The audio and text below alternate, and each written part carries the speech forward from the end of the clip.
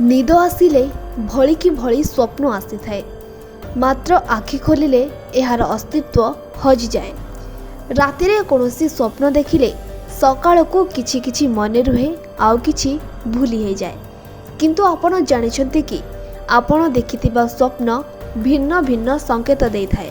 स्वप्न अनेक प्रकारर थाए, जेमिति कि किछि स्वप्न आमको खुशी दिए आउ किछि दुख, आउ किछि स्वप्न अछि जहा आमको विचलित करे बा भय कराए। तेबे जदि स्वप्न रे आपण एक अजଣା चेहरा देखिले ताहाले इथिरु कोन संकेत मिलिबो? आसंतु जानिबा एहार अर्थ कोन। स्वप्न शास्त्र अनुसायी आपण स्वप्न रे अजଣା अचिन्ह लोकंकु देखिले एहार अर्थ कोनोसी बाह्य शक्ति आपणको उपरे नजर रखिछि। एहा सकारात्मक बा नकारात्मक शक्ति होई पारे।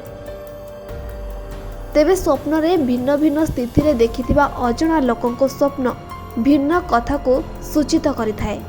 अजଣା स्थान रे अजଣା लोकंको स्वप्न रे देखिले एहा शुभ सूचना देइथाए। एहार अर्थ आपण खूब शीघ्र विदेश यात्रा जाई पारंती। एथिसह एही स्वप्न आपणको पूर्वर मनस्कामना पूर्ण हेबा आडको भी इशारा करि पारे। स्वप्न रे आपण अचिन्ह लोकंको सह कथावार्ता करिवार अर्थ आपण निज जीवन रे एकुटिया होई जिबाकू सूचित करिथाए।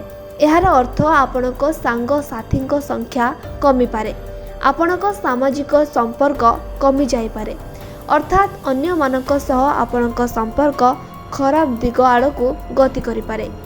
अजଣା व्यक्ति स्वप्न रे आपणको उपहार देउथवार देखिले यार अर्थ अचानक आपणको धन लाभ होई पारे एवं कोनोसी बड़ खुशी खबर प्राप्त होई पारे। स्वप्न रे कोनोसी अपरिचित लोक आपणको पीछा करुथिले एहा आपणको भीतर डर और भय को दर्शाई थाए।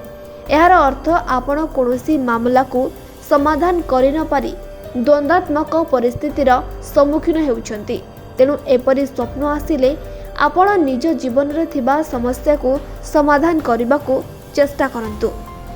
कोनोसी अपरिचित व्यक्ति आपणको कवाट बाड़ाइबा स्वप्न देखिले ताहार अर्थ आपणको जीवन रे खूब शीघ्र परिवर्तन हेबाकू जाउछि।